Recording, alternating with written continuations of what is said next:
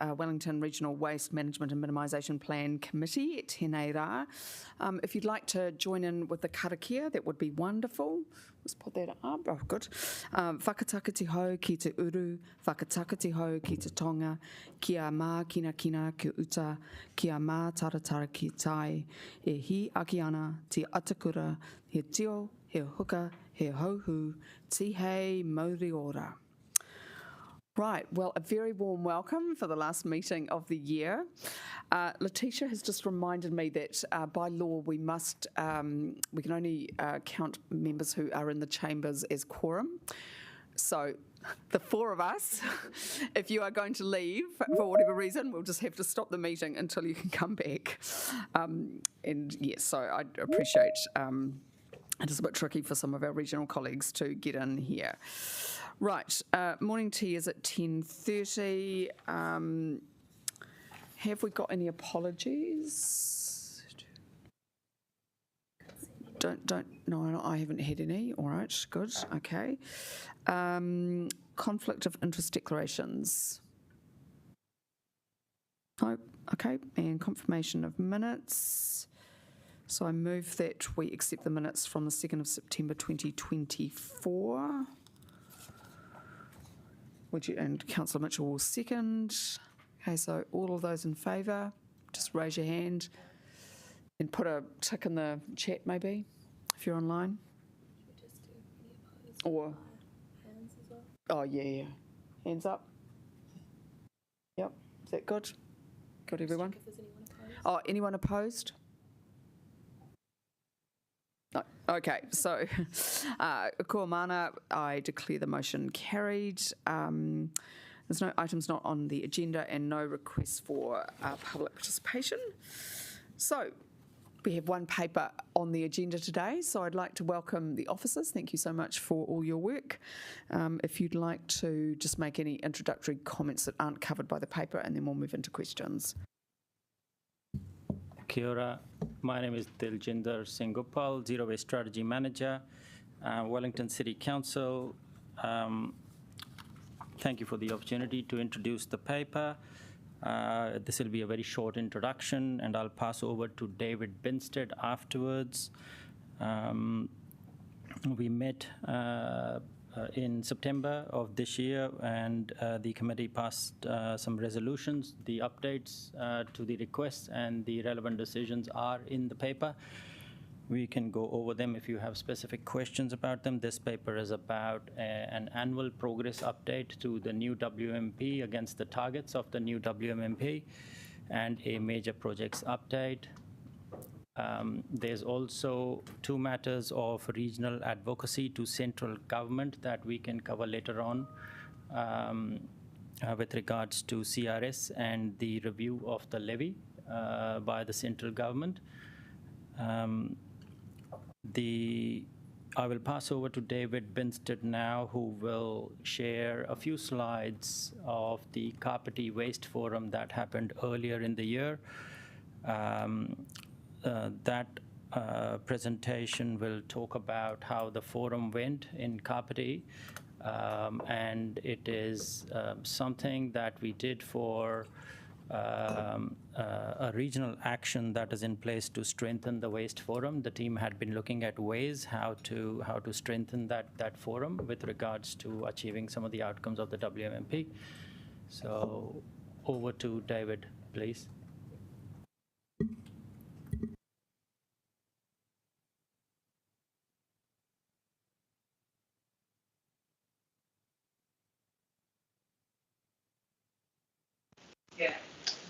Apologies, tēnā koutou katoa, ko David Binstead aho. Today I'll be giving you a summary recap of the August Kapiti Waste Forum, and I'll be sharing our learns. So today I'm specifically going to cover how we got on against the goals that were set for us by the Waste Forum Committee in 2023. I'm going to talk briefly about attention and relevance, and also my version of budget, which is value for quality. There'll be the opportunity for some question and answer at the end.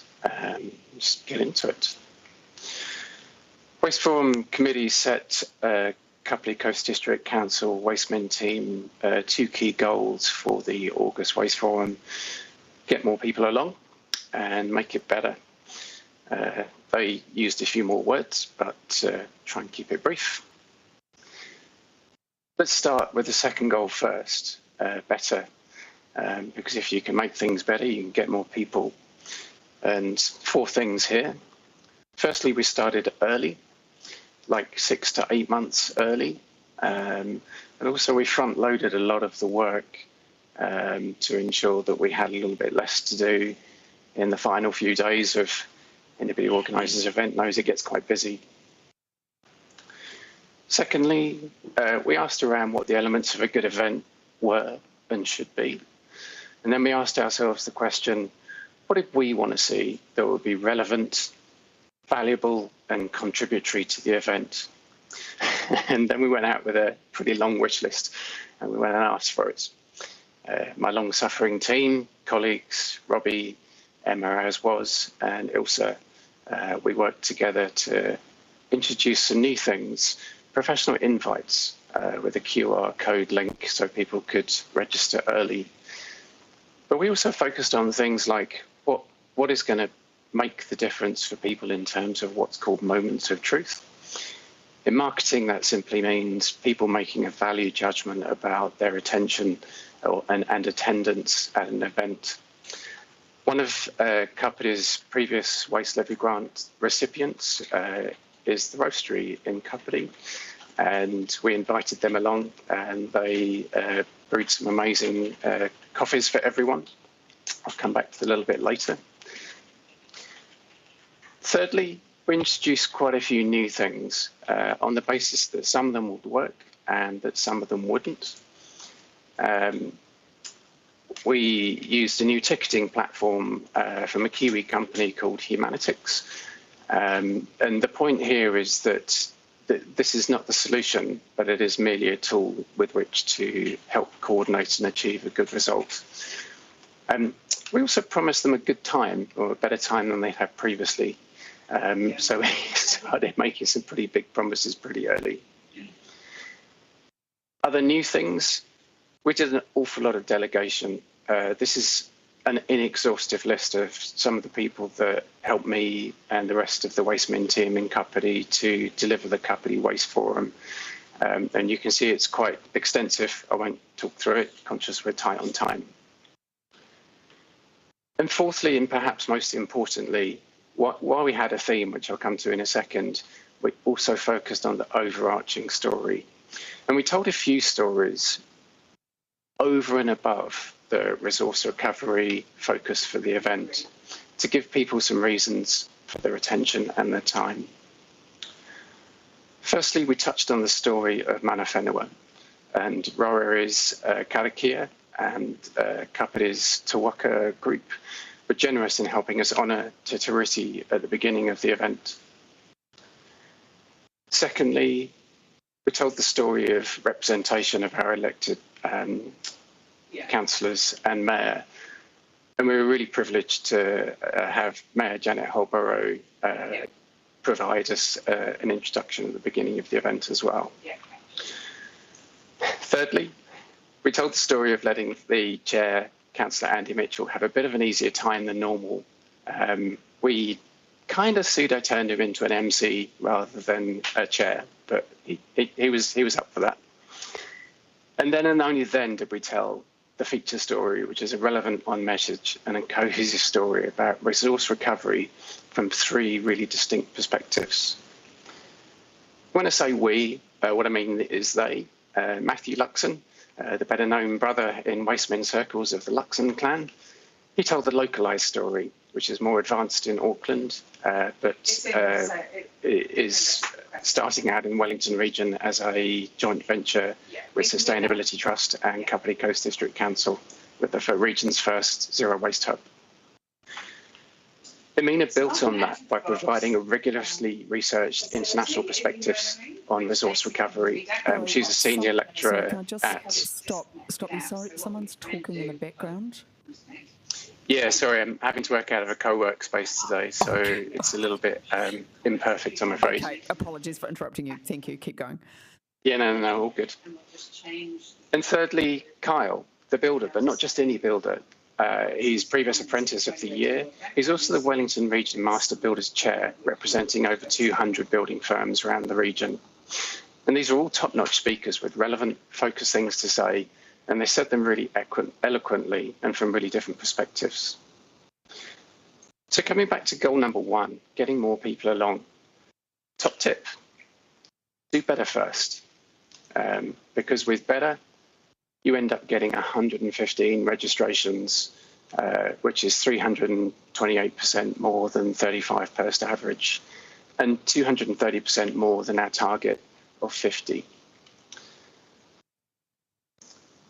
Who actually turned up, though, is what I think is one of the questions on your minds. We've got about a 56% turnout rate, 55 in person and 9 online, which we're really happy with. And our key observation here is that for people to make a commitment, you've got to give them a reason for them to give you your time and attention. We also had some specific company goals over and above the ones set to us by the Waste Forum Committee.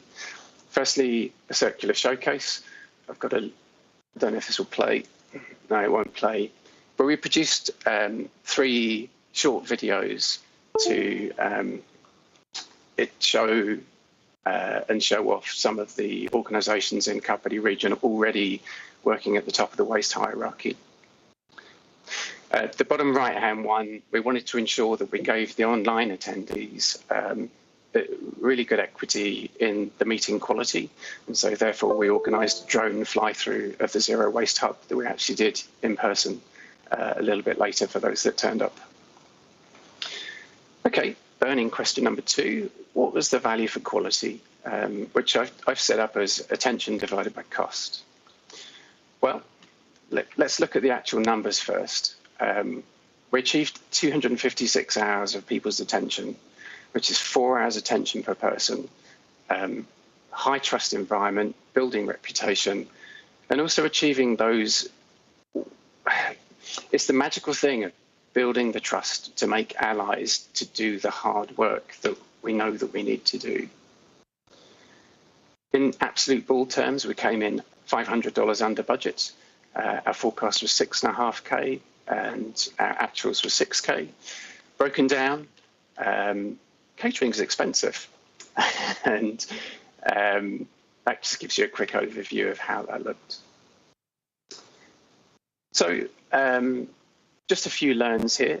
To make the Waste Forum an event that people wanted to turn up to, that helped create demand, you've got to go for a high quality set of criteria and content and speakers and food, and you've really got to sweat the details to make sure they understand that that's what they're going to get.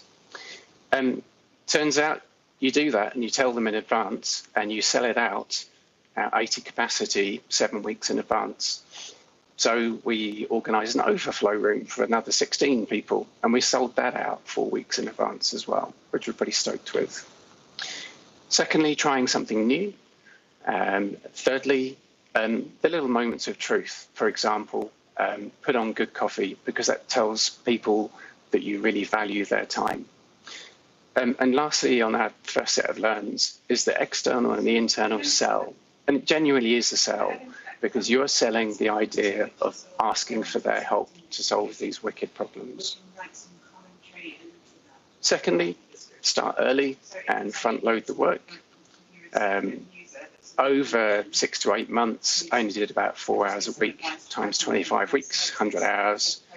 But also getting people's attention by ensuring that the online quality was as good, if not better, than in person. Thirdly, some conditions for success. Now, touchy subject. Don't know what is in the water in Kapiti, but the culture and the waste min team that we have in Kapiti and the organisational culture really helped me deliver a great event. Secondly, consistent direction of travel, which was to set a really high bar, in effect, way back in February, and just consistently keep pushing above that. And thirdly, at a personal level, I was given a lot of responsibility and also authority to, within guardrails, to deliver a great event. Other notables, the event walked the talk. It was a 99% zero waste event. The majority of people at the event, it was their first time at a waste forum, and the majority were non-council, either councillors or officers. And we also had really consistently really good feedback as well from the event. People saying, one particular person said it was the best waste forum they've been to in six years.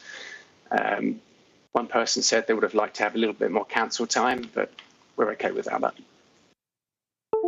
We also achieved a really good amount of impact in that we suggested folding koha for the coffee available, and that raised $301 for Kibosh Food Rescue. We also made an option for people to donate to Seeds to Feeds, who were hoping to be our catering partner. And we also received $125 worth of donations, which we passed on to Seeds to Feeds for their great work. And as I've touched on before, also the circular showcase promotion that we did on behalf of local businesses. So against our goals of getting more people along and doing better, we think we did okay. Thank you. I'll take any questions. Thank you very much. That was a very comprehensive presentation. Any questions, colleagues? Oh, well, I'll start with a couple. Thank you for giving us the cost of the catering. That should be done more often. So I worked it out that it was about $54 per lunch, 3,000, well, nearly 3,000 divided by 55 people. Is that right? Correct. Right. Well, it wasn't quite 3,000. Could we have done it cheaper? Or was it just too expensive? It's really unlikely. We made a judgment that to get 4 hours of people's attention and to deliver a quality event, that actually $50 or so is in fact a bit of a bargain. It was perhaps one area we were acutely conscious of, ensuring that we kept a really tight control of costs. But catering costs money, as in, you ask people to turn up early from 8:30 on that Friday in August winter's day. You, in effect, release them at about 2:45 in the afternoon. It's almost a given that you're going to have to invest a little bit of money in keeping their attention by keeping their bellies full. Okay. And so I guess my other question just is around outcomes. So It is a forum, obviously, so it's a place to talk, capably managed by my colleague to my right. I'm just wondering, do you feel, though, that because of the conversation that is leading to more conversations which result in action?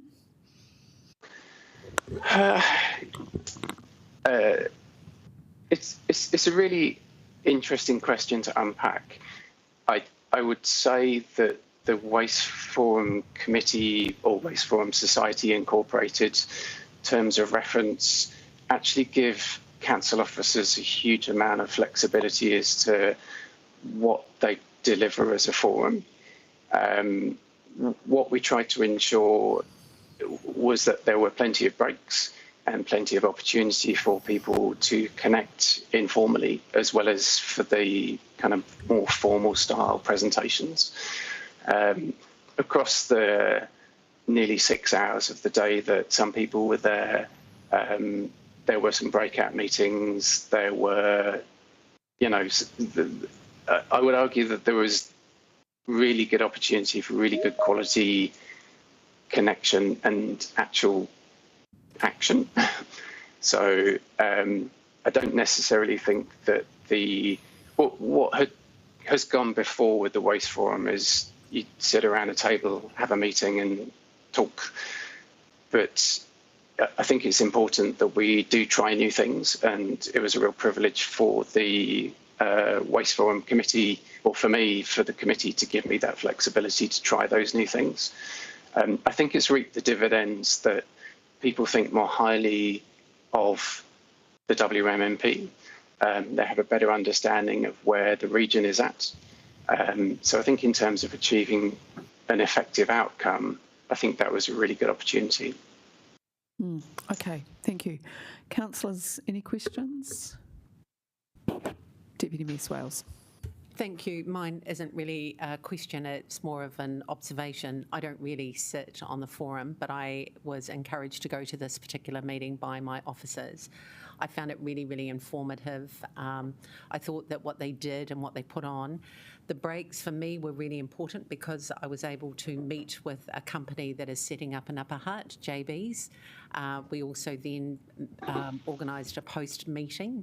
Thank you, David, for giving us that facility to do that. So from that perspective, I found it invaluable, you know, not just sitting there listening and being spoken to, but actually having the opportunity then to have the side conversations post that. I think their offer of food, having a bit to do with a number of industries in the hospitality, the cost to put any food on at the moment, even our grocery bills are going through the roof. So I thought that that was quite a reasonable price for the amount of people and what we got. You're right. If you feed us well, then you keep our attention. So congratulations to the team. That's all I wanted to say. That's lovely feedback. Thank you. Any other comments, questions? Yep. Yes, Martin. Yeah, just actually following on from Helen's comments. First of all, for the team at Kapiti, as I've said many times, excellent effort and well put on. Just touching on the catering side of things, there's always trade-offs. We didn't pay for a venue hire because we were on site. You know, we did supply basically cafe-grade coffee and a whole coffee facility on arrival. That's picked up in that cost as well. It's not just the food, there's all the hireage of everything that comes in. So there are trade-offs, but again, if you want to capture, I think the coffee on arrival really broke the ice with regards to people just mixing and mingling and having a chat sort of scenario, which is a primary purpose as well. So I think they met the brief very, very, very well regards to that. And then lines with the budget, yes, catering is always a cost, and it's always ways to look at it. And I think the last one we went to on Friday, the other Friday, utilising the local, what was it, the food rescue was also absolutely fantastic as a step as well. But I think they set a really, really good platform as we move forward. Okay. Well done, Dave.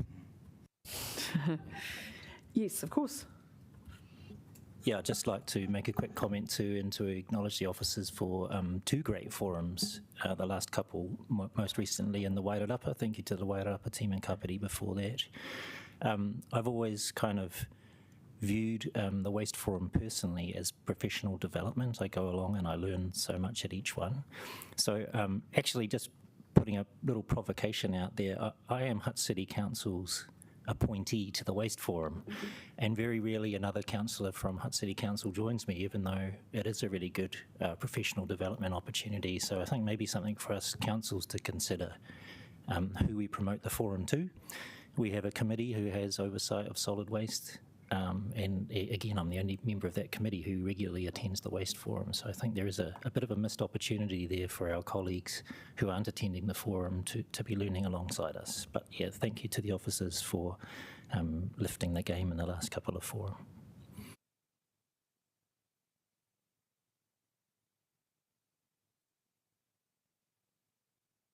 Okay, anything else? All right, well, it sounds like everyone's happy, so thank you, David and team. I look forward to hearing about or attending another successful forum. Very good, thank you. Right, now, Dill and Yun, I'm just wondering if we could have the central government updates now before we get into questions of the paper. Thank you.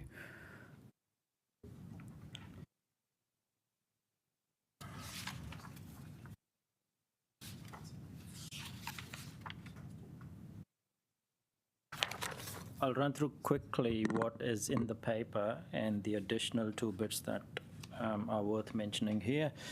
The Waste Minimisation Fund is now open, and that focuses on infrastructure projects, especially around C&D, organic waste and plastics. Just recently, MFE extended the WMF to be applied to contaminated land and contaminated sites that are vulnerable around our landfills. So that's open as well. With regards to the two advocacy points, there's one which is the CRS. There's some industry bodies and also Zero Waste Network that are doing a petition to central government on the CRS. The opportunity is open for all councils through the mayors to advocate for that. Wellington City Council is very interested to do that. The other one is the review of the waste levy that central government is wanting to review in urgency, with urgency rather. The Westminster through the TAO Forum, the Territorial Authorities Forum, is wanting to do a letter and asking for support from councils to do that as well, which Wellington City is very keen to do that too. Colleagues, questions? Yes. Yeah, great to hear that Wellington City Council is keen to advocate for those things. This is a joint committee of all of our councils. Has that information or opportunity been shared, and would we submit jointly or would we submit as individual councils? Yeah. The reason I mentioned WCT is because the control I have over over what I can put through my officers, and also the mayor's office. We did discuss that at our steering group, and jointly we would love to do something.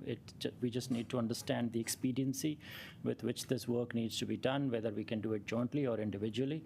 That's something that we've discussed at the steering group. Yeah. Thank you. And you also mentioned that the Waste Fund is open for applications. It was in the paper as well, but no mention of any applications from our group of councils. Are there any projects, joint projects or individual projects that will be applying for funding? We already have the curbside collections application that is with MFE that has been approved, that we are doing together with HUD City, WCC and HUD City, and also the organics, regional organics procurement. Regional organics processing facility rather. So those are the two applications that we are doing regionally together. Just following on from that, if we wanted to do something in C&D, would we be able to apply, or is this really like a long lead time to get ready for the application? And when does it close? Sorry. I'm not sure when it closes, but if we felt that there is an opportunity there, we can obviously start the conversations with MFE. With regards to C&D, there's already, I think, a couple of projects that some of the councils have got funding for with regards to C&D. I think Ewan can talk more about that. Yeah, so just briefly on the C&D front, we have had funding allocated from MFE in a previous funding round to the C&D facility in Porirua that Porirua City Council is working on. And that was, I think it was roughly about 2 years ago. And that's now, I guess, over to Porirua to provide an update on this. But my understanding is that they are very close to getting it on the ground, operating on the ground. And as part of that funding agreement, there was funding allocated to Kapiti Council and also HUD City, but we've been, well, at least for HUD City Council, we've been waiting for the Porirua facility to be operational before we can effectively implement some sort of a consolidation point to feed into that. Over to Robbie to comment on the Kapiti situation on the C&D front. Yes, similar, I guess. Just waiting on the Porirua facility to see what sort of options that opens up. But yeah, same boat really. Yeah, so I'm not aware of any new applications that would be in the pipeline. I do make a comment about the waste management plans at Manor Park. That's still in the consenting process, and it's still reasonably uncertain as to how that will progress through. But there is a possibility that waste management might want to apply for something in that space, but it's over to them whether they do or not. Okay, and the waste levy, so is that or that could be a threat? Yeah, so just a brief comment on that front. So what's happened in the last couple of weeks is that there was an OIA request, I think by Wastmins or by the TAO Forum, to request information on the government's decisions earlier in the year, and there was a cabinet paper that worked through a number of scenarios. One of those scenarios is, or was considered, which wasn't recommended, but it was considered, was to potentially look at sharing the funding share that is assigned to councils. So at the moment, it's 50% of all the waste levy that's collected. If that was removed, if that was reduced by about 75%, that would obviously materially and fundamentally change the funding picture for local councils. So in that space, certainly at the steering group level, we have talked about either doing a joint letter or councils doing individual letters to proactively advocate to government to at least engage with councils. I guess the key risk is that they may look at changes under urgency, and that provides very little space or opportunity to actually really understand how that funding is used, and it may materially affect our ability to actually deliver on the WMMP if that sort of scale of change was implemented. So hence why would be useful to look at least some engagement with the relevant ministers. So sorry, the cabinet paper, where is it at? And what so was the actual recommendation? This was a cabinet paper early in the year, in March, which led to the waste levy increasing from $60 to $65 up to $75 over the next 3 years. So it's not about the waste levy increasing, it's about some of the other content in that paper which looked at different scenarios of what would happen or how much funding could be freed up if the funding share for councils were to be reduced. And obviously that has significant implications for councils in the future. Do you want to? So this is the cabinet paper that led to a government decision that their side of the waste levy could be spent on non-waste things. Is that correct? Yeah, that's correct. That's correct. So they haven't touched the scope of funding that councils can spend the money on, and they also haven't changed the scope or the scale of funding that councils can get, because that's ultimately something that would have to be changed as a result of changing the Waste Minimisation Act. But the question, of course, is the government has put through a number of changes under urgency, and so there's a risk to council funding if something like this was to be done very quickly. It would still have to go through a select committee process, though? Or is it they don't need a law change? Well, yes. They need a law change? There would be a law change and probably a select committee process, but of course the question is how long that might take. It could be as little as 3 days. Okay. So what I'm just trying to ascertain is how much of a threat this is. You know, have you heard any other intelligence that they might reduce the levy? No, there's no suggestion of reducing the levy. It's about reducing the levy share that councils receive.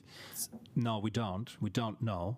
But I guess that's the challenge. It's a very uncertain space, and that in itself is actually not a good space to be in, because if the levy share for councils is uncertain, it's very likely that many councils will think twice about what they're investing in, or whether indeed they're looking at investing anything out of that levy, because there's uncertainty around whether or not they will get that funding in the future.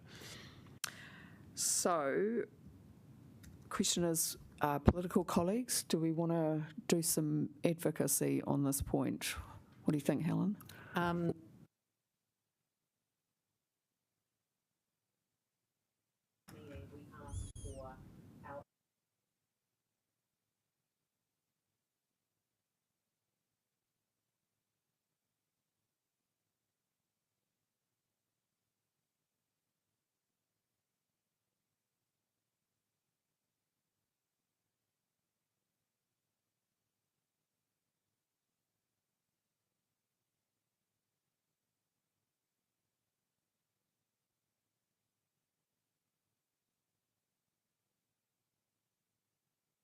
I will also be.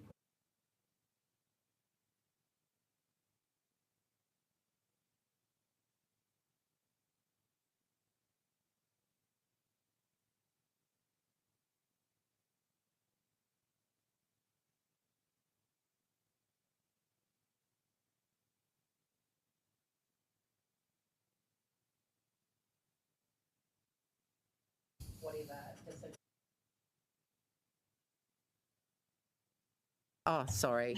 And they do talk about urgency. So I think that, as Ewan has dictated, that, you know, they can do things in a very, very quick time. So we need to be proactive, and we need to get something in front of those ministers or that ministry now, so that we actually have a say in the design of it.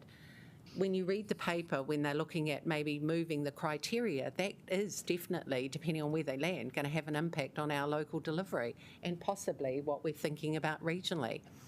And a paper that's a different part of this, when we get to it, it will refer to that. But I certainly do support that we need to do something now, not wait. Okay, Councillor Hayward.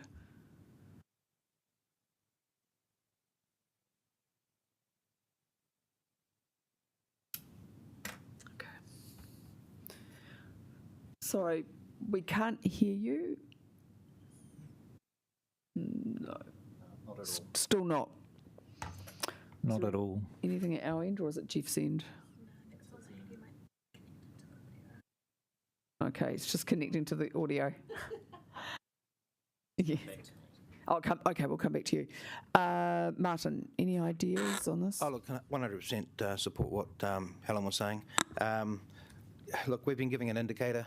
This is something I think we need to show government we've got our eye on, at least, so they don't think this is literally being sneaked through or going in under the radar or anything along that sort of line. In other words, awareness that we're aware of it can actually just in itself be a deterrent, so to speak. After saying that, to me, part of this group, well, from the governance perspective for this group, we should be moving into that advocacy role now that things are ticking along. And if there wasn't ever anything to advocate for, this would be top of my list because this is really what pays for what we do as such. So I think we need to keep a really solid eye on it. I'd be inclined to say that there needs to be something that comes from this committee specifically, and that can be followed up by, and that creates a joint submission, but not necessarily. But then again, I'd love to see that supported by each council on an individual level, coming from the mayors as well, even the mayoral forum.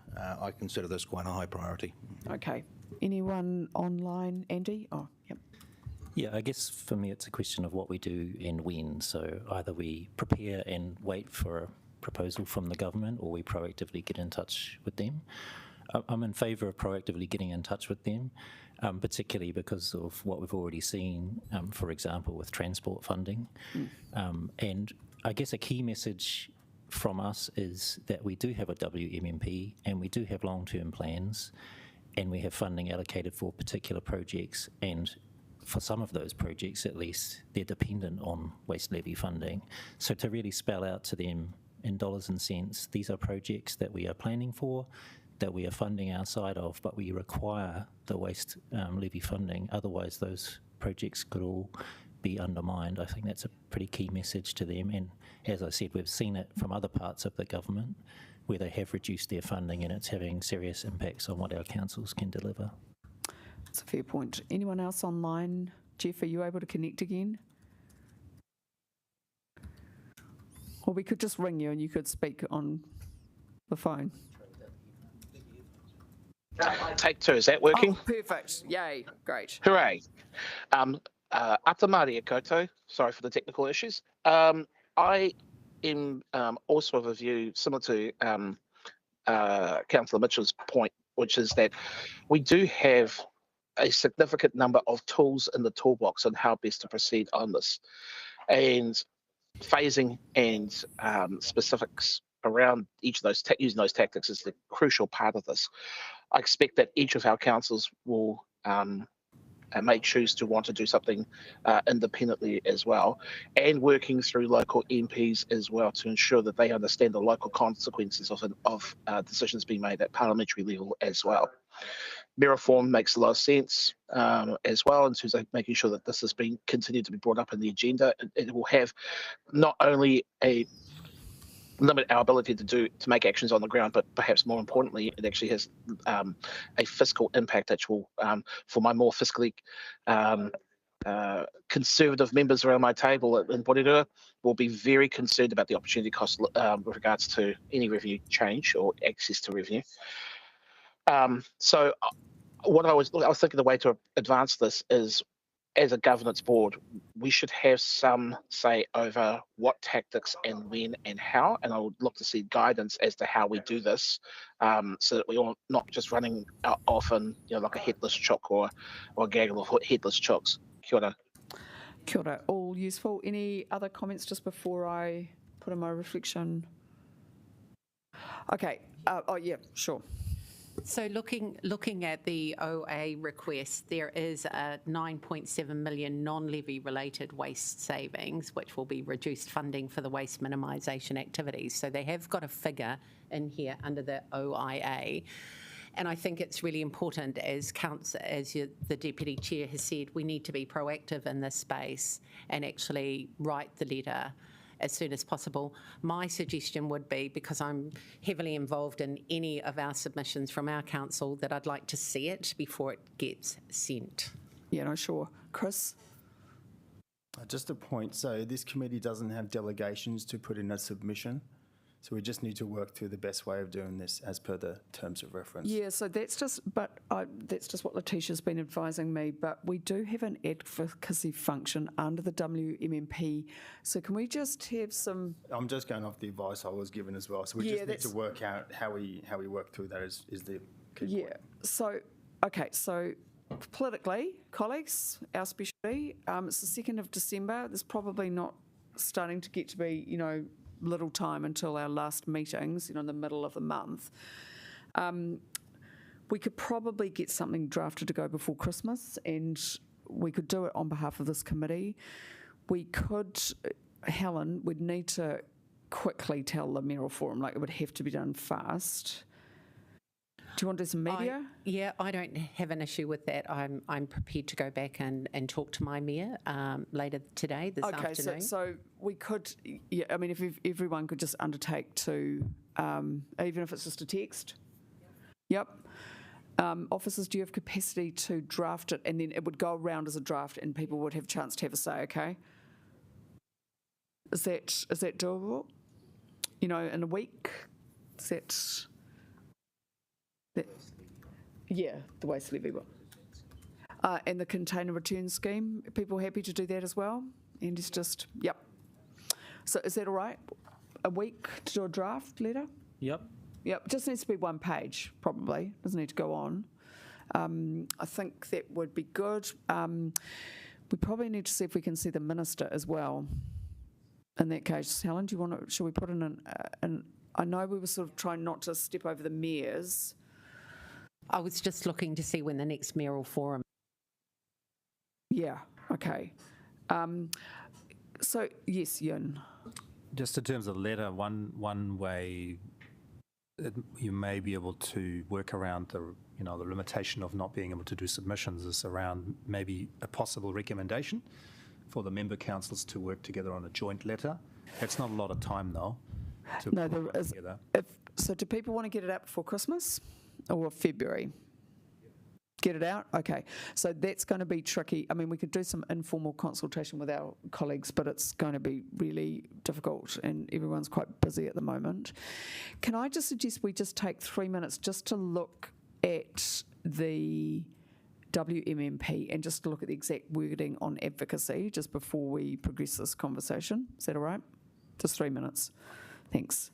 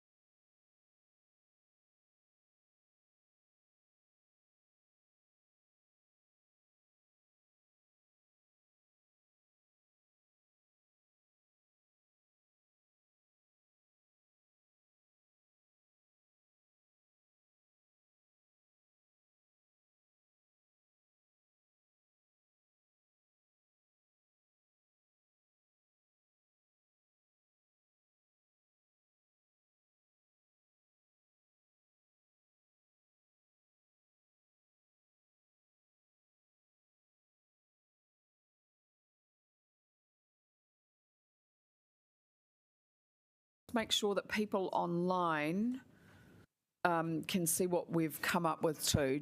Sorry, this will be done as a formal part of the meeting. We're still just getting updates, but just at least to get people's feedback that you are comfortable with the wording. Now, where's Martin? And we can't start the meeting because Martin is not here.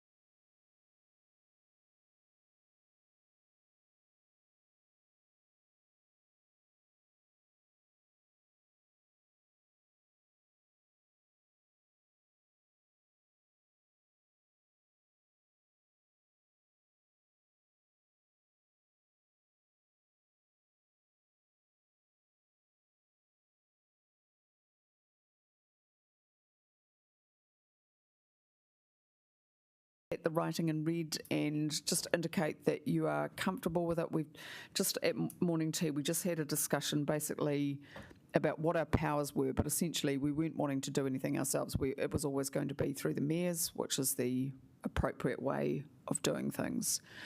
So the idea is that the committee will ask the mayors to advocate to the government around the levy and the container return scheme, and also through Local Government New Zealand as well.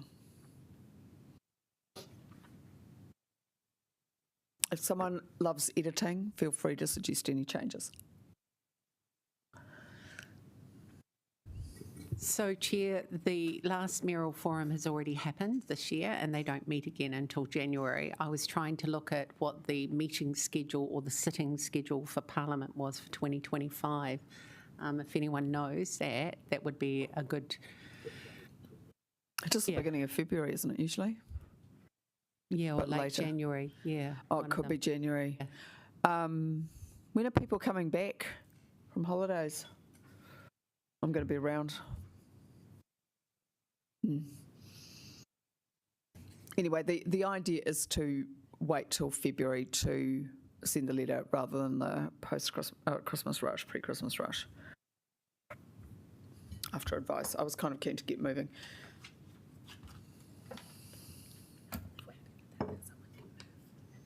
Oh, we won't. We'll just wait because we've still got to get into the actual paper. So is everyone? Sorry, I don't know if everyone's come back. Have you seen the wording, and have you got any questions or concerns? Dill. Thank you for that. So there's a parallel process going to run with you making the effort with the mayors to meet with the central government. That does not stop individual councils from putting the letter themselves. Yeah, except I think, given we're doing this thing regionally, it's probably best, not for random people, turning up. We want to be quite coordinated about it. Yeah. Yeah, but that's fair enough. Sorry, people online, are you able to turn your camera on again so we can see your lovely faces? Thank you. Appreciate it. All right. We're not going to just debate this at the moment. This was just still part of the question session. Has anyone got more questions on central government moves at the moment, just while we're on this part of the question session? No. Sorry, look, I just want to get some clarity here. So from an advocacy perspective, this group is saying that we don't advocate as a group, that we advocate through our mayors. Is that what I'm hearing here? So yeah, we've had a bit of a discussion about it. So there's two things. Because we were trying to estimate whether we could get officer assistants to help us, right? Because there will be some things that we need, more technical advice on. I think it is felt that we just have to be careful of the boundaries, because we can't sort of go off and say, build a nuclear waste facility over in Upper Hutt. That would be beyond our powers. Sure. I think apples for apples. Yeah, I think the point is that this group in itself hasn't got as much influence or powers as the mayors, and it is appropriate to involve our colleagues. So I think it is just saying we will use the leaders of our respective cities and districts to do the advocacy. I think the officers are nervous about this group advocating. And saying that, it's very clear that we were going, that is a regional action, right? It's just not clear who is doing the advocacy. Yeah, look, that's all real. Look, I take on board officer's point of view. This is a governance decision with regards to that. So, yeah, I'll take on board the view. But I guess one of the reasons perhaps why this group's not, should we say, having the mana that you're talking to is because it's not advocating in this space as a regional group directly. So we've got to be a little bit careful that we don't diminish ourselves in this process as well, because I think it's important that we do keep elevating this committee and its relevance. I think that is a good point. I guess I just feel that this committee has got delegated authority from our colleagues, and it just makes it's just more effective to do it as a big collective. That was all. But look, we'll do the heavy lifting on the work. The mayors will be briefed by us, will be given letters signed by us, letters drafted by us. They won't be. So do we have a set time frame that this is going to happen by? Yeah. I just don't want this to drag on. I think that is excellent. And in fact, what we'll do in the amendment, this is a good point, is that we could put some timelines in that we will have. So I've got, the email to the mayors should be done before Christmas, which I will undertake to do, and I can show you what I've done. And then the letter sent to government should be done at the beginning of February. Would that meet your concerns? Absolutely. We shouldn't. As long as you've got some parameters around it, then that's fine. The time frame, Parliament finishes in 2 weeks, but I'm a little bit concerned that this stuff can get banged through in 3 days, and I quite frankly don't trust these guys as far as I boot them with the government as far as No. as far as I'm concerned. With regard to doing stuff, but I'm sure that sort of time frame will work fine. Yeah, and I guess that's why going through Local Government New Zealand and talking to our colleagues in the other parts of the country, because this isn't obviously just a Porneki or a Wellington region issue. I think from an advocacy perspective, perhaps even coordinating that as a group is very important. And I think that would be appropriate to write to other, to work with other TAs. Absolutely. Does anyone know if Auckland and Christchurch have got waste fora? Does anyone know that? Because I'm not. I think we're a little bit unusual in doing a regional plan. Okay, that's something we need to find out. Okay. Right. Can I just say that Parliament sits in the last week of January 2025, and they go into the Thursday of the beginning of February. I don't know about other councils, but I know that we've got plan changes, annual plan work happening out there, and a lot of consultation that's happening in January, February. So from our perspective, whilst regionally we will be looking at putting something in, but I'll be pushing that our council has something to go at the beginning of the year. So we generally start meeting formally in February, but obviously work will start before then. So if we can, maybe the letter drafted by late January, would that be all right? After Wellington Anniversary Day kind of is usually the marker for when people are fully back. Yeah, so that's the 24th or 23rd, Yeah. Okay, but no, look, your point is taken.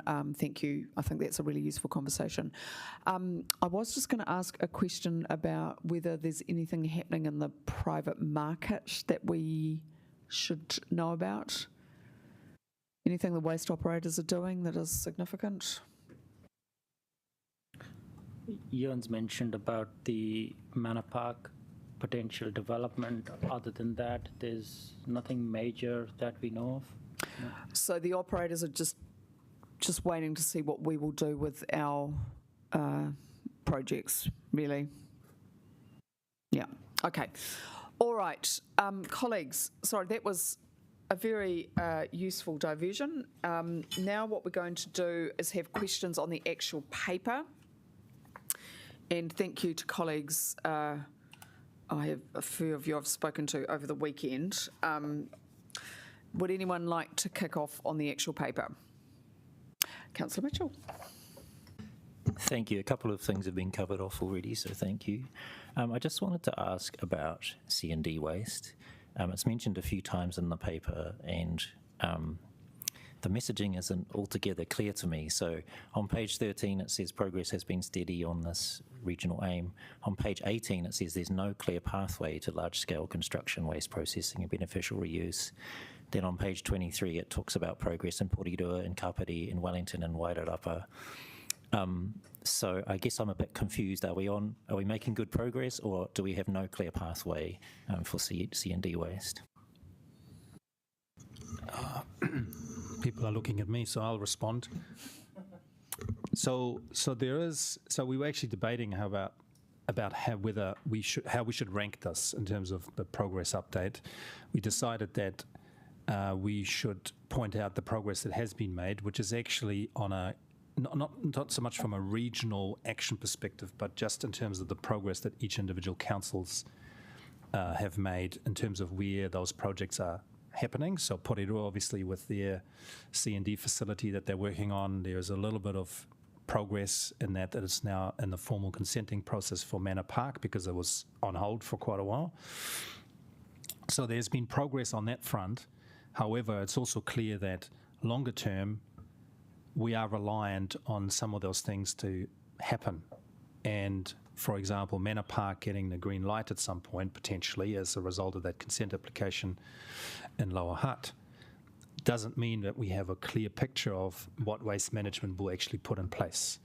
And some of that will be dependent on commercial arrangements or commercial factors that are beyond our control.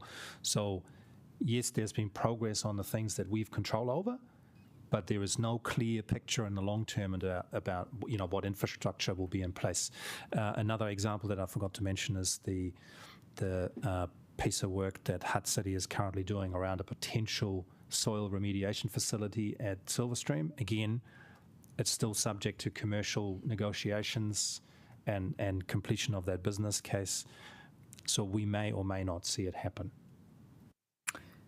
So I guess to me, it sounds like there is a pathway, but it's dependent on a bunch of factors. And one of the questions I had, I guess, was around scale, because if we're talking about this as a region, it's about scale. What is the scale of the Porirua plant in terms of its ability to cater for Porirua's and other territories' C&D waste? That's probably a question for Porirua, actually. If I could hand that over to, is David online? Yes, I am online. Yep. Sure, and it just maybe fill in a couple of gaps. So where we are specifically at the moment with our C&D facility, all of the equipment has been purchased. The equipment was spec'd to handle, it's not specifically Porirua C&D. I don't even know if there is such a thing. It's regional. So the capacity of the plant, that was the basis for the MFE funding application, which was mentioned earlier, was as per regional waste coming in. The machinery has been purchased, it's sitting in storage in Masterton at the moment and just being run periodically by the supplier just to check that it's all running freely. We have hopefully a few weeks to go before we make an agreement with a private company. We're not going to be building the facility as such ourselves, but we will be leasing the equipment. And the longer term sort of timeline would be to have the facility open and running by July next year. The location, it may not actually, I can't give the location away, still some sensitivity around that, but it is likely not to be in Porirua, but fairly close to. Thank you for that clarity, David. I think that's good to hear. And yeah, it feels to me like we are on a pathway, whether or not it's clear that we'll get everything to fall into place. And I know there's other things that need to happen around the outside of that too. The only other thing I'll comment on now is on page 37, it talks about, and this is talking about decarbonisation of our waste collection. And there's a mention down towards the end of the page about how most councils will renew their curbside contracts within the life of the WMMP, which will allow the opportunity to embed reporting requirements within future contractual agreements, which is true. More importantly, those contract negotiations are probably the only opportunity those same councils have to actually require any decarbonisation of their vehicle fleet. So it's just an open question, I guess, if that's the intention of councils next time they renew their contracts, to put some requirements in place. And I wondered, Ewan, if you could speak to what our council has done in that regard. Okay, so on the first question, we'll leave that to the other councils to respond, at least for those that do have council-operated curbside collections. But on from a Hutt City Council perspective, very happy to share what we've done about 3 years ago when we included that requirement in our procurement and contract to have at least a certain share of vehicle travel fully electric, although where we've actually ended up as a result of the procurement is that we're moving to a fully electrified service. Now, that was supposed to be achieved by the end of this year. We haven't quite got there for a number of reasons, but there is a plan in place to have this largely achieved by the end of next year, 2025. So from a feasibility point of view, it is absolutely achievable, but it's about being proactive and putting these requirements and asking the right questions at the procurement stage proactively, not leaving it to the last minute. It needs to be embedded in the procurement. So I'd certainly encourage other councils to think about that particular part early enough to enable it to happen. Thank you. I don't think we need a response from those other councils. I just wanted to highlight that if all you do is lock in reporting, then that's not going to shift anything necessarily. So thank you. Chris. Sorry, just a quick. I still don't like these microphones. Just a quick point on C&D. So as advised to this group, Wellington City undertook operate an agreement with Halversons to set up the construction demolition site next to the southern landfill. So that site's actually it's opened a little bit early, so it's opened already, and it is taking construction demolition waste as of today. So they need to take a certain amount of waste in to help with the construction and the design of their lifts. So people have started using that over the last couple of weeks. So we do have some capacity, and then once that's fully online, most likely halfway through next year, we'll have a lot more capacity as well. So that's for use across the region. Thanks. Well, it's always lovely to have some good news. That's so. Excuse me, Madam Chair. Yeah. Could I just ask a question in relation to that? So, look, just a little bit out of the blue on that one. So, just checking what's being put together there. Is it a type of recovery, or is it just sticking everything in a hole? Well, it's both actually. So the focus for us when we worked through the operating agreement was just to make sure that yes, we had capacity, but also resource recovery capacity as well. Now the site in itself is a tricky shaped site, so they will be setting up the resource recovery, but in order to do that, they actually need to do some more remedial works, and they actually need to start bringing in some C&D material as well to help set that up. So what we're expect of the Halversons is provide us back a plan on exactly what the clear implementation is on this. So once I have that, I'd like to bring that, I can bring this back to this group via the steerco. Okay. Yeah. So can I just follow on around the construction and demolition waste? So as I'd heard you say, David, you got the money from MFE on the basis that it was regional waste. Can I just clarify I heard correctly? Specifically, yeah. So the funding application was made for equipment sized on being able to take C&D waste, not just from the Mporira district, but specifically Hutt and Kapiti as well. But the total capacity, I can't think off the top of my head, total capacity was not restricted necessarily to just servicing 3 particular councils. Okay, so with your work and Wellington City Councils, how much capacity have we actually got? Because I thought we were still on the track for a bigger solution, just given the enormous amount of building work that will need to be done over the next 50 years or whatever. I can't remember the exact volume off the top of my head, but it is a 30, 35-year consent, so there's plenty of capacity from a C&D point of view. But all over the region, because so is basically Porirua and Wellington going to take the region's C&D? I can come back to you in the exact capacity, but there's a lot of capacity in that site. It's just given that C&D waste is such a big contributor to our waste stream. I just want to make sure, because essentially what I would expect to see is some sort of mapping. Say this is where we've got the C&D, and this is what the capacity, and this will meet our needs for even for 100 years. And of course, it should be just about recovery. It's not a hole in the ground. Yeah, well, I mean, I can provide the stats and the metrics on the C&D site next to the landfill, and then from there, if someone could look across the region, I'd imagine we could pull that information together. Just a suggestion, Chair. I'm happy to work with either Chris or Dill to put together the combination of what we anticipate or what we, the capacity sizing that we've respectively got, that we would be able to circulate something for the committee to indicate how much capacity. Just to put a finer point on our facility, it's not really ours. We've simply purchased the machinery and we are leasing it to a private company to establish their facility. With regards to consent, that will be their consent, but obviously we've bought machinery to handle a certain volume. I think Dill and I could probably get our heads together and put a joint statement of how much we're delivering in combination with each other. Okay, well that would be good, because obviously for some of us we were concerned when it said no clear pathway to large scale construction. Like that was one of we had two priority areas for waste streams. That was organics and C&D through our process. So if you could, because if that's not enough, basically what Porirua and Wellington are doing, then we need to figure out the pathway to how we will do the rest of it.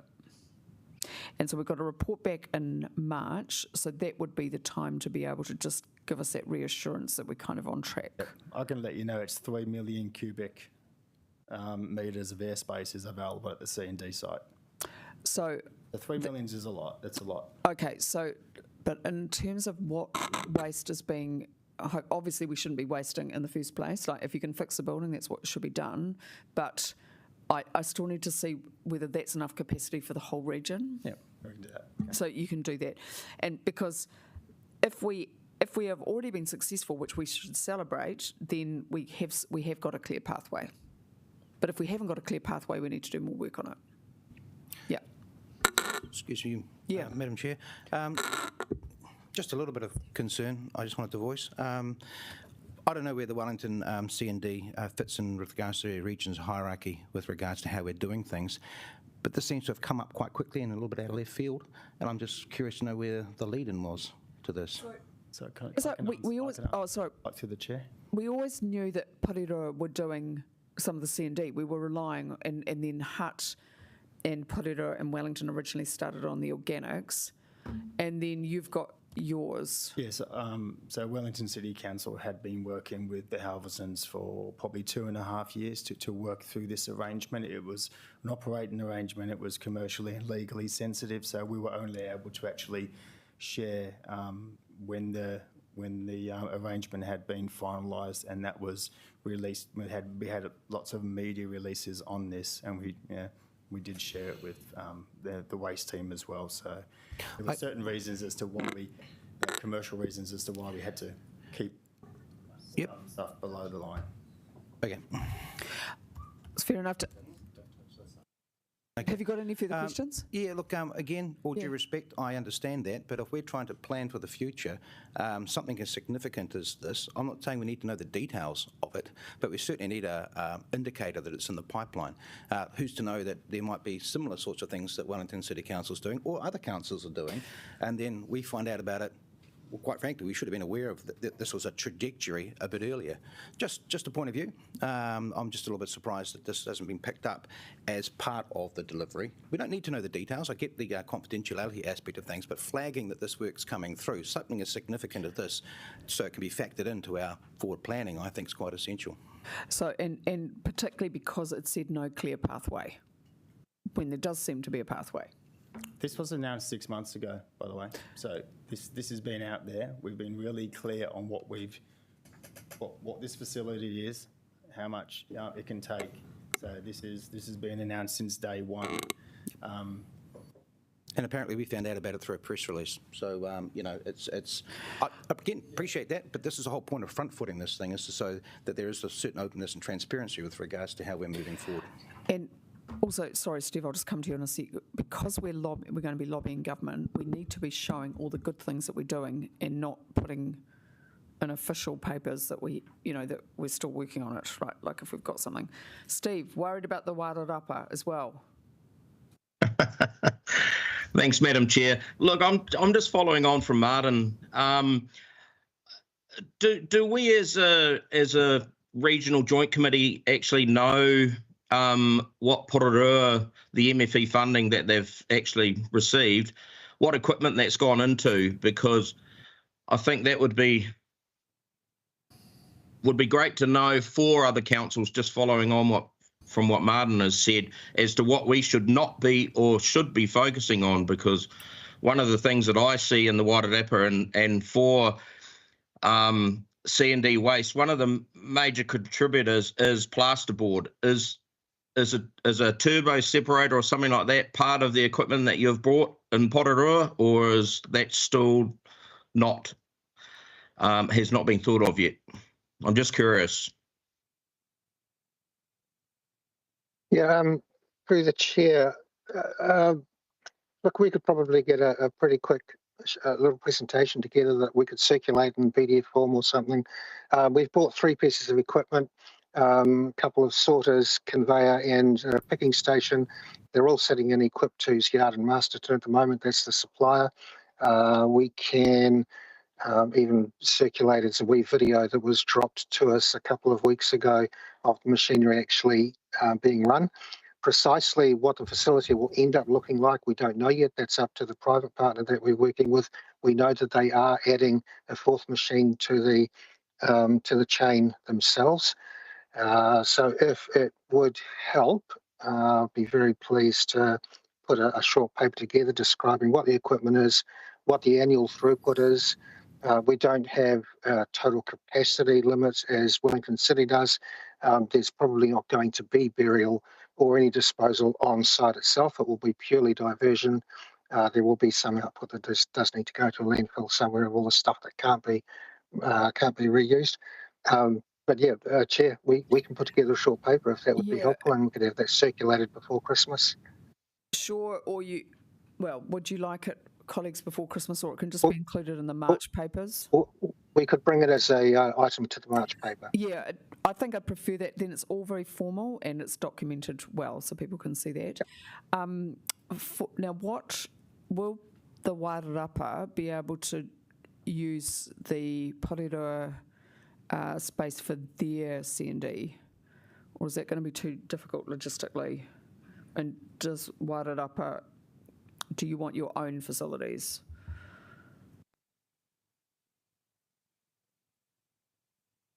So, David, will there be capacity for the?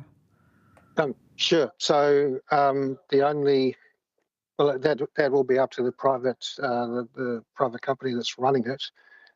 It's not owned by us. We won't control the input or the demand. As you say, it will be up to the logistics, where it's coming from, whether the gate price is being targeted to make it affordable to come from the Wairarapa. We haven't seen the gate price yet, or what that might look like. Would you like to make a contribution? Hopefully that goes.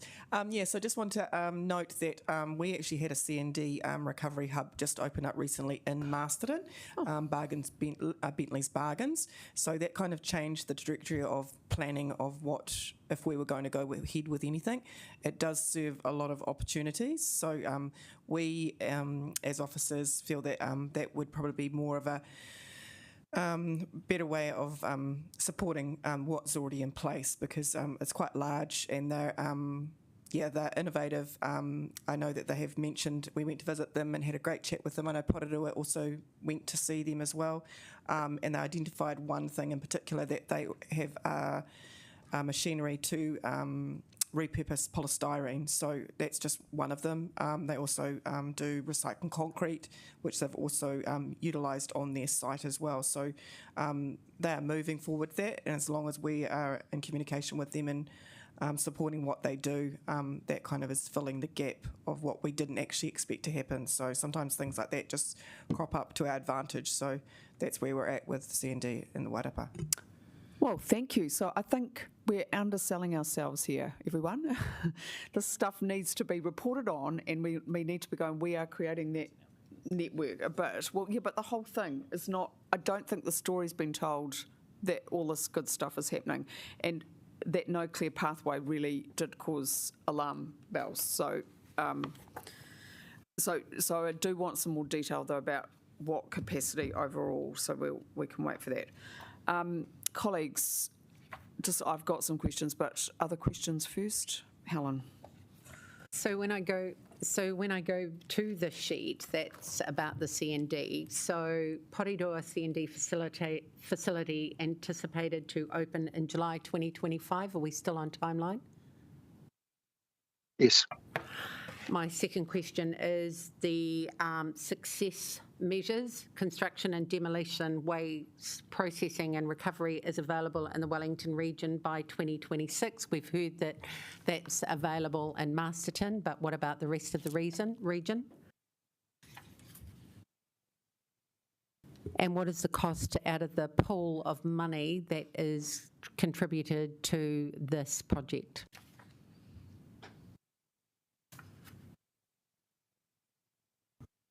I can probably respond to that. So in terms of the regional action, we haven't tapped into any of the regional funding for this because a lot of these, all of those projects are effectively individually driven by member councils.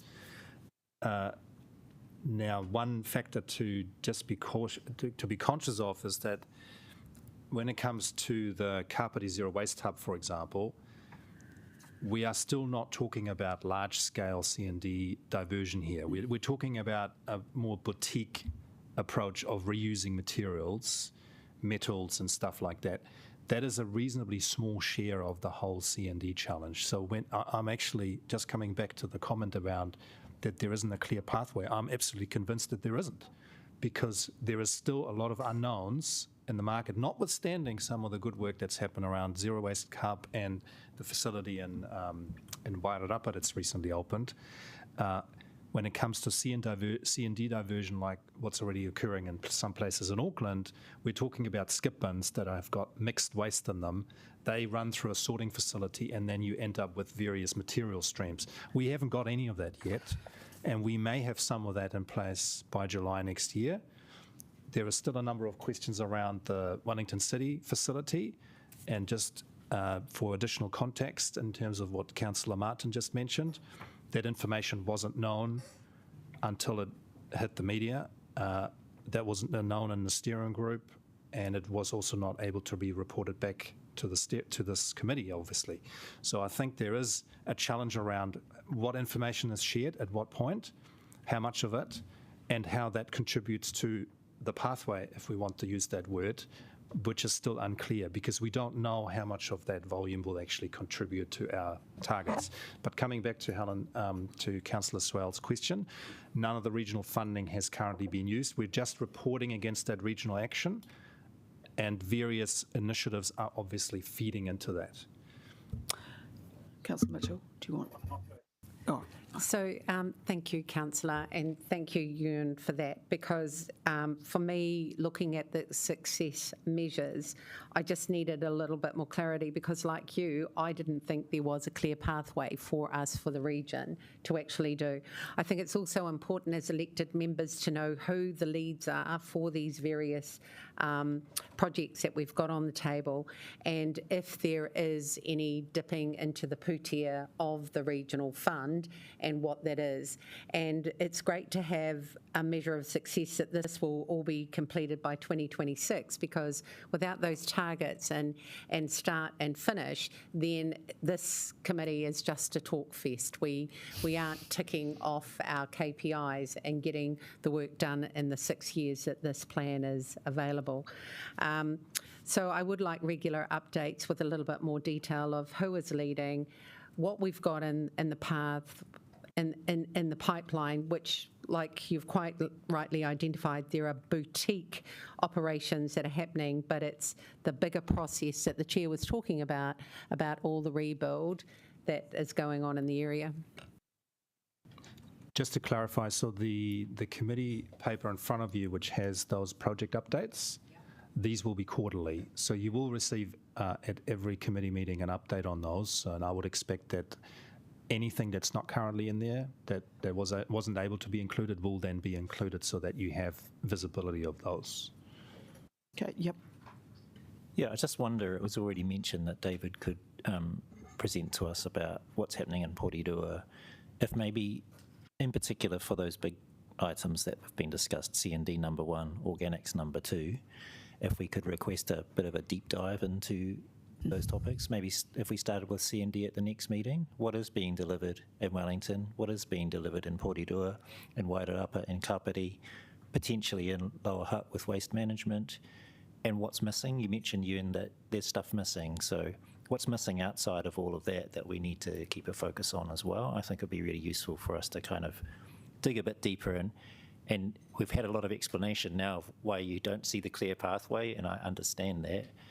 Reading these papers, it sounded like, well, there's stuff happening, this is good, but I think we're not seeing the big picture, not all of us necessarily, about what actually is missing as well as what is happening. So maybe if we could request that for the next meeting. Yeah, one. and I guess, okay, so my question is, if there is no clear pathway, we need a pathway because it's been identified as being a priority area. So what do staff need to create that pathway? Because is it about finding land? Is it about finding co-investment? Is it asking for money from government, from councils? What do we need to do? I'll attempt an answer to this. I think one of the key challenges around that, there is continued uncertainty around what is commercially viable in that space. So it's very easy to say, well, we can crush concrete and recycle it, or we can collect chipboard and things like that. But ultimately, whether or not some of this will work is around the commercial viability of those. And treated wood is a very big question mark, because ultimately there's only one place it currently can go to, and that's Golden Bay cement, to basically used for co-incineration. But the costs of shipping it up there is pretty, we're talking about some pretty scary figures. So ultimately it's like whether or not this can commercially work. And David, you may want to comment on why you've changed from Porirua Council working or operating the C&D facility to a private operator changing, because my understanding is that facility was at risk for those very reasons, is because commercially it's very difficult to make it work. David, can you just briefly comment on that? Sure. So very briefly, so we had been intending, so the ministry funding we got was in the order of 1.5 million. We had been intending to build a facility at Spice, so we would have needed to have chipped in a couple of million on top of that in order to be able to reduce the amount of risk of going into that venture and then just propping it up year after year. The plan is we will lease the equipment to a private operator.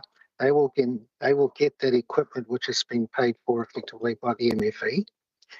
We have still put in a small amount ourselves, which would be recovered through the lease, and then the operator does their business. What the operator now has is 3 pieces of brand new equipment on site, which they're paying a fairly low lease for, in order to be able to make sure that they're commercially viable going forward.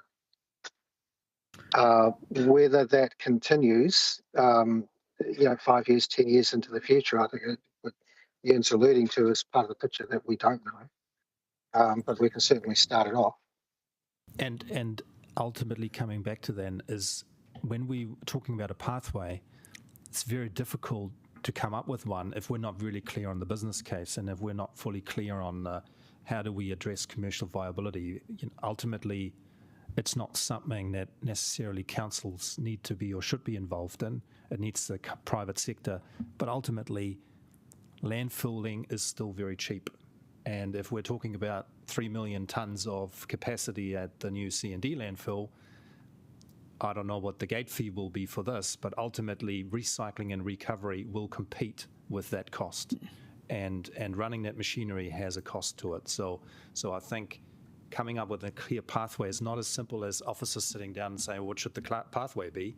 It's trying to work on the business case and moving slowly into that space. It's a very uncertain area. Yeah, so I take that point, but my point is that we need to start on the work and identify those challenges and where assistance is needed. So some work can be done, even if we know there's some structural issues with the way that we charge for waste, right? And that's being tried to be worked on through the increase in the waste levy, but that will take time. So I guess my request would be that we still start work on that pathway. And that's why I need to know what the capacity is of all these initiatives. Yeah, sure. Sorry, Dill. Thank you. I'll address your pathway comment just with regards to echoing what you're saying. Capacity is not proportional to diversion in C&D. No matter what capacity a facility has, we've got 2 million cubes or 3 million cubes, that's slightly irrelevant to diversion. Diversion is only going to happen if we have value and as an end product. C&D does not, and hence landfilling is cheaper. Sorting, processing, diverting it, using it in Golden Bay cement in the furnace for treated wood and all of that, and those are small-scale activities happening at the moment. So hence C&D waste goes to landfill. With regards to pathway, the team's been doing some good work, trying to work with the likes of Naylor Love and other industry heavyweights with regards to C&D diversion. There was a session the team worked on with some C&D operators around the region around a build cluster workshop. So there is some work happening with regards to from a regional perspective. So this is a huge thing, and it's been put as a target, identified under the WMMP. And early days in this space, there's some solutions thanks to what Kapiti's done and also David in Porirua, but a large-scale solution, yes, definitely needs to be found, but there are challenges. Yep. So given all that, and it's very helpful for us to collectively understand that, how do we get started on the pathway, even if it's a beginning? And I think almost it needs to be a paper coming to committee. We've done a lot of work in the organic space, and so this needs some attention too.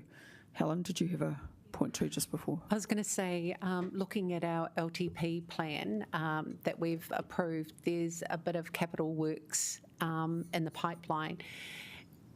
Being aware of the two comments that have been made by our two officers, is there any work or worth us putting in the contract that we sign that they do something about the C&D? If we do that and they do comply, I hear what you say, what are they going to do with it? So I'm just wondering, how do we finish this circular economy thing? I mean, we've got to start somewhere, and is it with our contracts? But if we do that and put it in the contracts, what do they do with it?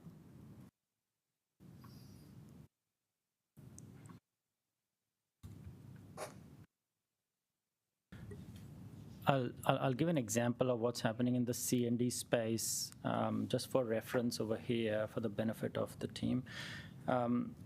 Wellington City is demolishing a building, the CAB building, The concrete, the metal, the wood out of there, there's about 80% diversion happening from that building, and we've got some stats. I'll request the team if they can share some stats, and I'll circulate that around.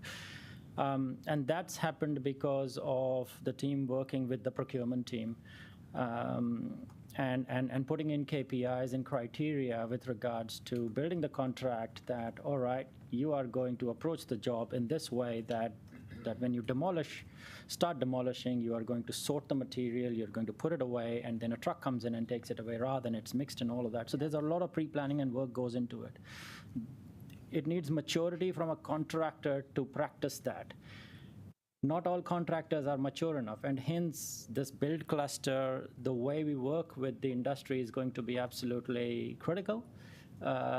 Working with our own departments with regards to procurement departments to put in those KPIs in the procurement plans.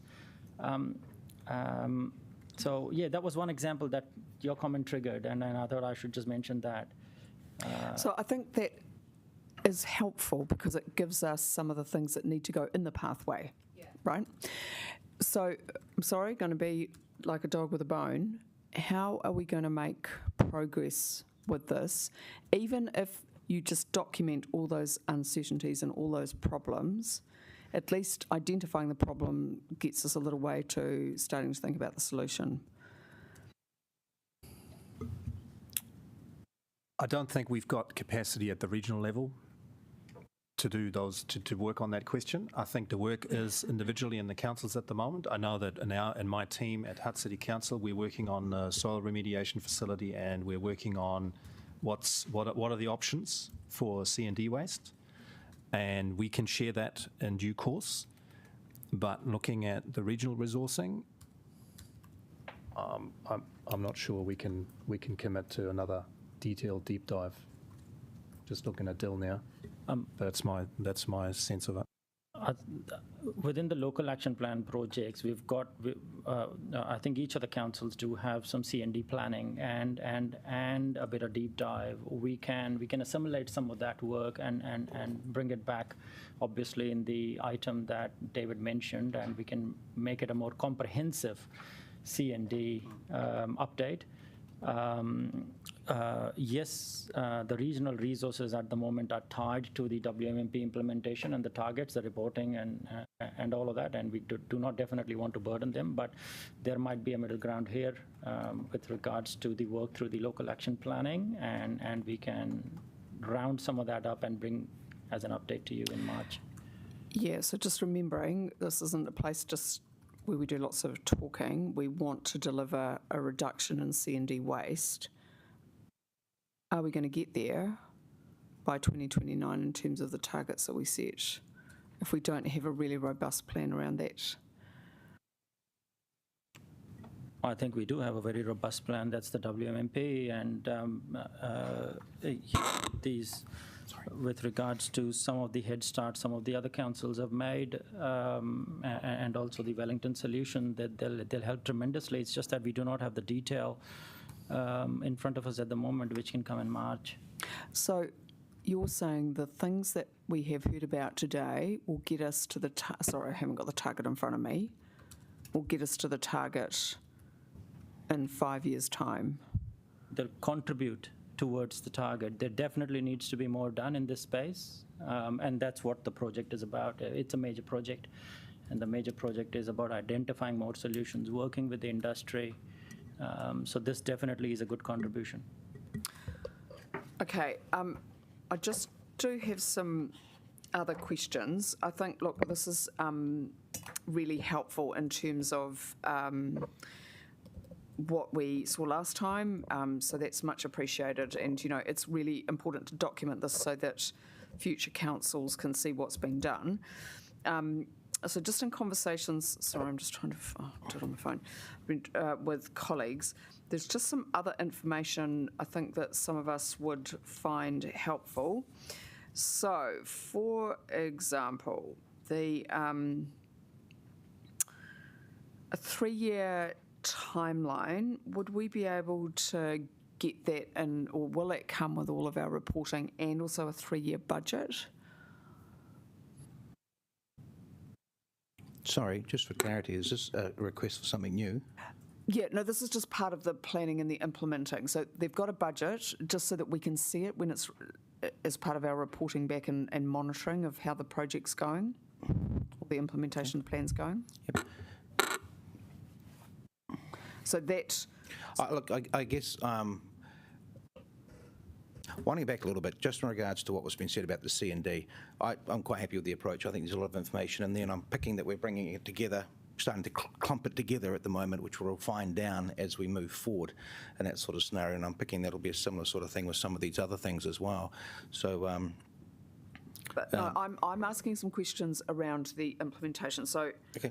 What I would, there's a few things. So, a breakdown of each quarter about what work's being done, who's responsible for it, who's funding it, what the key risks are. I know there's a bit on of risk commentary, but just a little bit more.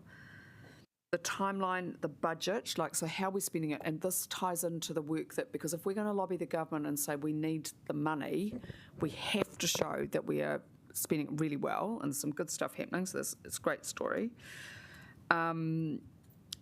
Also, in March, the report back on, you've said in the paper that you know that you need more resources, just when we're going to get that information back.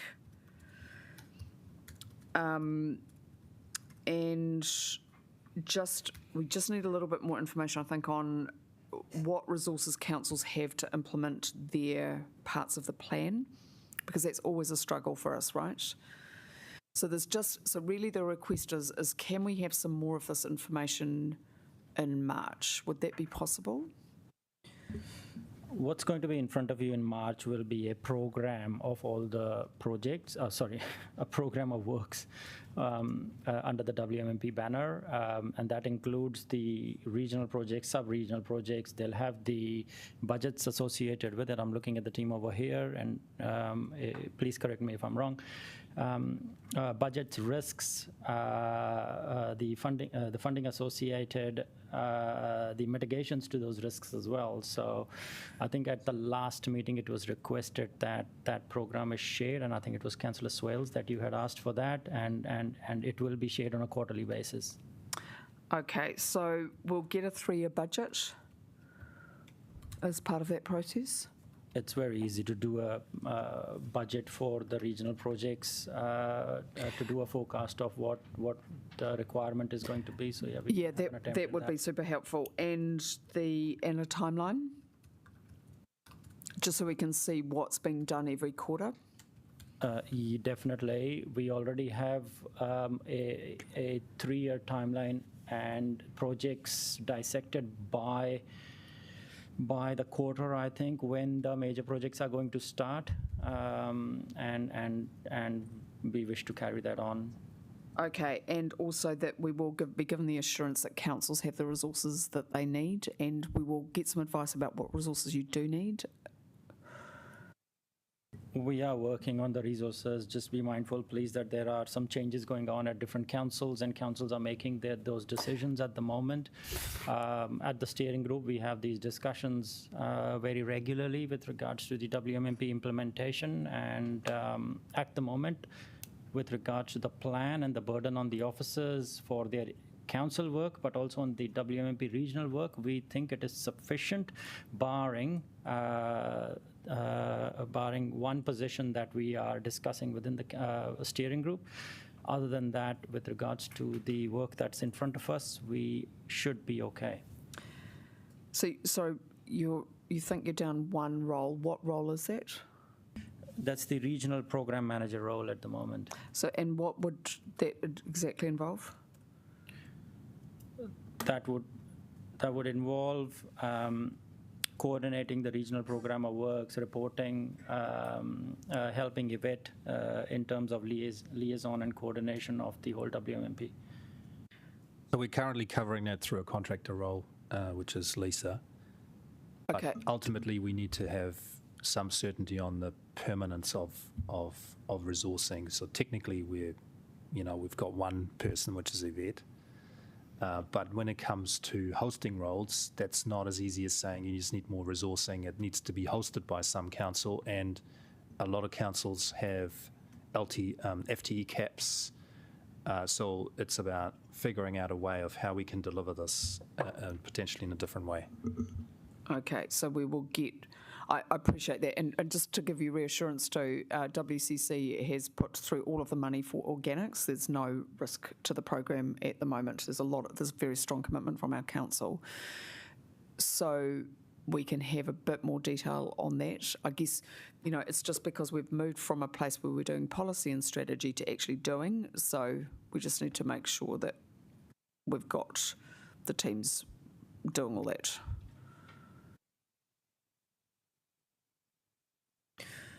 Yep, and the other question I had was around the governance reporting. Wellington City councillors will tell you that Laurie and I never let up about waste. Which, maybe even councillors can respond, which committees are you talking about waste? Are you getting regular report backs? I can certainly speak for Hutt City Council. We have regular reporting on solid waste issues through our Climate Change and Sustainability Committee. But of course, decisions around funding and things come through a long-term plan, annual plan committee. So those are the people who I was referencing earlier, where it would be great if they engaged with things like the Waste Forum. I actually have an additional suggestion to the recommendations, number 3 there, because attachment 2 is a great report, so thank you to the officers, just that actual report be shared with relevant committees of each council as well, but I'll come to that a bit later on. But yeah, that's where waste gets discussed at our council. Okay, and sorry, just environment and infrastructure is where we do ours. Martin, your committee? We have an environment and climate committee. That's sort of a workhorse committee, and then it feeds up into our strategy and growth committee. Okay, cool. Helen? We've yet to determine. We've just gone through a huge restructure and we've moved around we don't have ELTs as such. We have managers, corporate managers of different areas, and we're looking at rejigging our committee structure. So at the moment, it's just reported, not or minuted in any meetings at the present. Okay, Jeff? I've just jumped on. Sorry about that. So come back to me. Oh, okay. The Wairarapa councils, are you able to share how you do your reporting? Steve, I think. Kia ora, Madam Chair. We have a waste minimisation officer who provides a report to policy and projects or at the during a council meeting in the CE's report. Okay. As well. Cool. Jeff, going back to you. Did you get the question? I'm assuming that the question is, how do councils, how do our respective councils brief on the work of solid waste minimisation? Is that correct? Yeah. So, in short, minutes of these meetings are consolidated and passed as an agenda item, usually in our regular council meetings. So I expect that will be a vote at some point in the near future. Obviously, we have a separate dedicated committee with regards to the landfill from an operational perspective as part of the joint committee with Wellington City Council. And if there are specific projects that are in play, they are covered in audit and risk and our quarterly project management reports, as well as separate workshops that are held if there is a specific update regarding projects.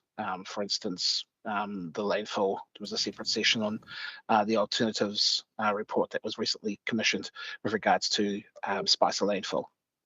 So do you have an environment committee or an infrastructure committee? No. Oh, okay. Do you have who does the long-term plan and the budget stuff?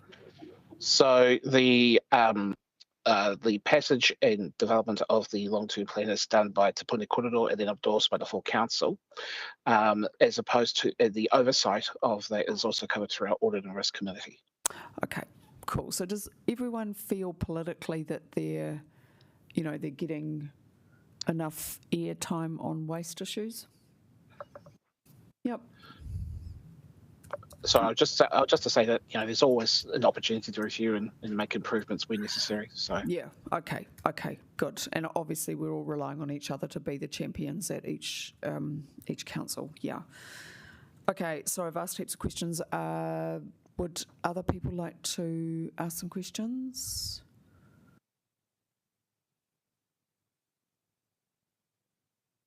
No hands going up. Okay. Martin, have you got... No.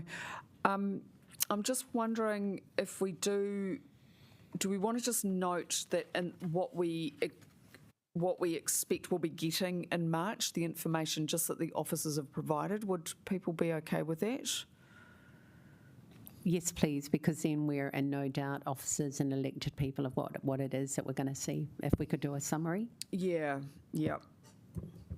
And I was just also going to suggest that we added onto our agendas update on central government initiatives, projects, legislation, just to add on to what's already on the full program. So that I think would be useful. So we've got.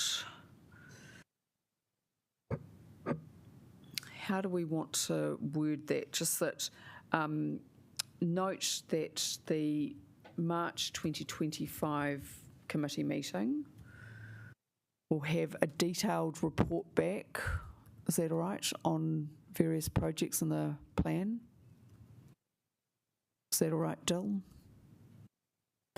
That will have the program of work, budgets, risk factors, these kinds of, so we can put... Sorry, Madam Chair, just clarifying. We've got a report structure that's come to us today with regards to updates and that sort of scenario. Are you looking for something more substantial than that? I just wanted to be absolutely clear about, just that we're getting a good risk analysis, where the funding is coming from, who's in charge of the project, just a bit more information on top of what we've been given this time.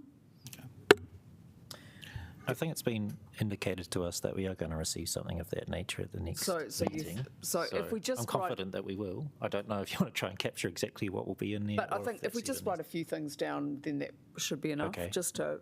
Yeah. Maybe Dill can remind us. Yeah, I think I'd be a little bit careful and get too specific and granular. Otherwise it that's can end up creating more work. Can I just interject here? I think if you go to page, let me just get to the page, sorry. It's the very last one, where page 47, where they've got 5 of the projects here, and they've got quarters when these will be started. So the first one is in January, March. I find that an interesting term, that it's in the third quarter. Maybe not too many people are going away on holiday, I don't know. And then you've got the next one, future of residential. So all of those have got timelines. So I would expect when I come back in March to say, yes, those projects have actually started, who the lead is, and we've got the lead as Wellington City Council on the future landfill investigation and what they've started up to date. Do you know what I mean? So it's following on what they've got on page 47 with actually that timeline that we've asked associated with funding against it. So no point in reinventing the wheel, just say that from upcoming projects, this is what you've said in this quarter. But it would be good to also ascertain, if you've started scoping that work out, when will it end? Because, this is a 6-year plan, and are we online to meet those requirements within the 6-year plan? And what would possibly be our carryovers? And as the Chair said, it would be good to be able to close out some of these initiatives that we've got regionally, but also then it then takes us on to the sub-regional projects that you've been talking about, as to where are we on that timeline with the sub-regional projects? Have they been started? Who is the lead? When will it finish? And hopefully we might have some good news that we've appointed somebody, right, for the regional, even though we've asked what the scoping or the job description would be for that person. Hopefully you might have some bullet points here to say this is what they will oversee, knowing that we've got co-chairs at the steering level. Yeah. And I'm assuming that person would report to that group. Yep. So Letitia's asked for just 2 minutes to. We'll just but without going into too much detail, as per our colleagues. So, Dylan Yun, are you able just to come to the table and we'll just make sure that we've got that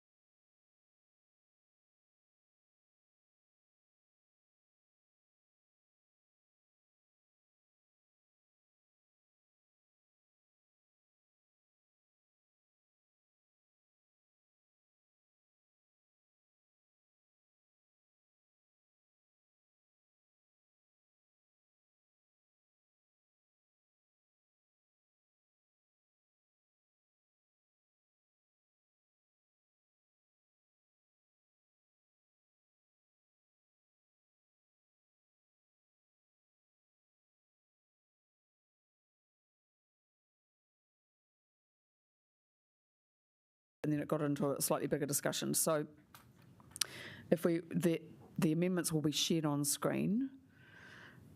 So maybe, Andy, if you just like to just briefly, do you need to say anything about number 3? Number 3 is just an additional request, and I mentioned it earlier, that really good appendix 2 for each council to share that with its own elected members through its relative solid waste reporting. Okay, and then we've hopefully done number 4 thoroughly. And then, look, the discussion really was in what form the officers would provide the information. We've cited a very detailed progress plan, which we would like just presented as an appendix. There'll be a page each. There will be the expectation that members will delve deeply into those and then ask any relevant questions by exception. So that's just a noting, but just so that we can just get, just remembering our role as governors, that we do things at a high level, but we will have a bit of background information to ask some questions to enable us to do that, but without stepping into the operational area. Does anyone have questions of those changes?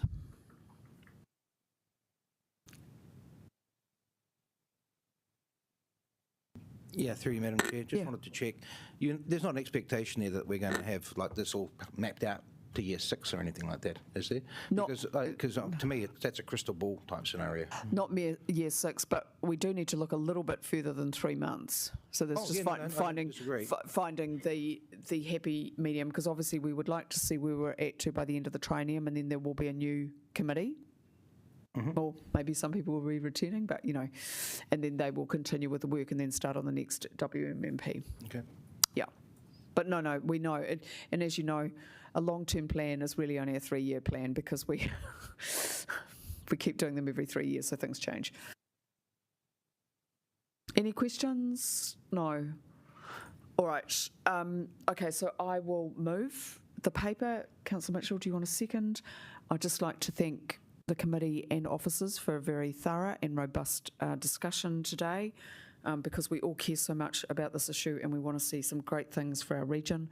I'd just like to congratulate staff for the great work that they have done at an operational level. Just hearing about what's happening in construction and demolition waste gives me a lot of hope. In spite of all the challenges, there's some really good things happening, so very pleased to hear that. Councillor Mitchell, would you like to speak?